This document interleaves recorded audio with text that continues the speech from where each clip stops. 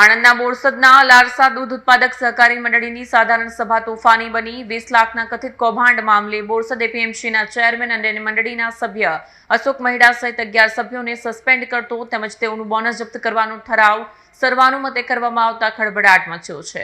Borsad એપીએમસીના chairman Ashok Mahida જ્યારે લારસા દૂધ ઉત્પાદક સહકારી મંડળીના ચેરમેન પદે ફરજ બજાવી રહ્યા હતા ત્યારે ચેરમેન અને નિયામક મંડળના સભ્યોએ મંડળીના નવા મકાનના બાંધકામ પેટે કોન્ટ્રાક્ટરને કામ શરૂ થયા વિના જ 20 લાખ રૂપિયાનું એડવાન્સ પેમેન્ટ આપી દીધું હતું, જે અંગે હોબાળો થતાં કોન્ટ્રાક્ટરે 8 લાખ રૂપિયા મંડળીમાં પરત જમા કરાવ્યા, પરંતુ 12 લાખની રકમ આજ દિન સુધી મંડળીમાં જમા નહીં કરાવવામાં આવતા મંડળીની વાર્ષિક સાધારણ સભામાં સભાસદોએ હોબાળો મચાવ્યો અને મંડળીમાં કથિત કૌભાંડ આચરનાર એપીએમસીના ચેરમેન અને લારસા દૂધ મંડળીના તત્કાલીન ચેરમેન અશોક મહિડા સહિત નિયામક મંડળીના 11 સભ્યોને નિયામક મંડળમાંથી સસ્પેન્ડ કરવા તેમજ તેઓનું બોનસ જપ્ત કરવાના સર્વાનુમતે ઠરાવ કરવામાં આવતા ખળભળાટ મચ્યો છે।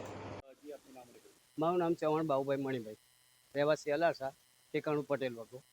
અલારસા દૂધ મંડળીનો એવો એક મુદ્દો છે કે જેણે 20 લાખ રૂપિયાનું કૌભાંડ ભૂતપૂર્વ ચેરમેન કે જે અત્યારે એપીએમસીના ચેરમેન છે અને અત્યારે ચાલુ હયાતમાં દૂધ મંડળીના સભ્ય તરીકે છે, કે એમણે 20 લાખ રૂપિયાનું કૌભાંડ આચરેલું હતું, કે મારી ધ્યાન બહાર આવતા મેં એમની સામે જિલ્લા રજિસ્ટરમાં કેસ કરેલો।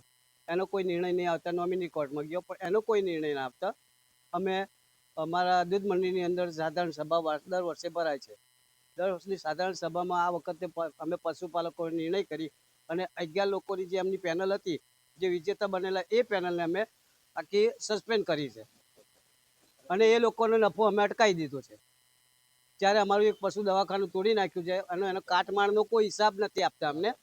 જ્યાં સુધી પશુ દવાખાનું નહીં બનાવે ત્યાં સુધી અને જ્યાં સુધી આનું નિરાકરણ નહીં આવે ત્યાં સુધી આગામી કોઈ પણ ક્ષેત્રમાં ચૂંટણી નહીં લડવા દઈએ એવું અમે એમને કહી દીધેલું છે।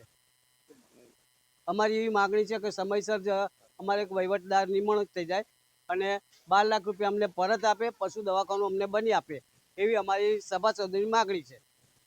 અને ફરીથી મારું નામ રમેશભાઈ રોમાભાઈ સોલંકી, અત્યારે 2 મહિનાથી સેક્રેટરી તરીકે સેવા બજાવું।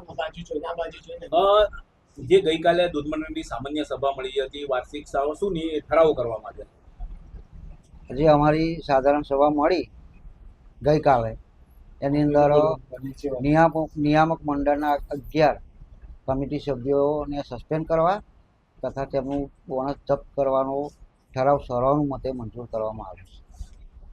વિડીયો જર્નાલિસ્ટ રાજુ પટિયાર સાથે સરિયા ટીવી ન્યૂઝ, આણંદ।